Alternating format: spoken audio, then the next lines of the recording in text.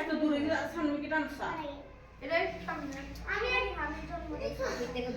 তুই আগে খাইতে যা ঘরটা বানিয়ে ফেললো তো দে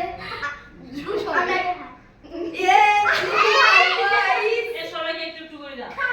একটু একটু করে না পর আবার পিস করে দিব সবাইকে একটু দাও নয় আগে দাও সাবিকে দাও আমু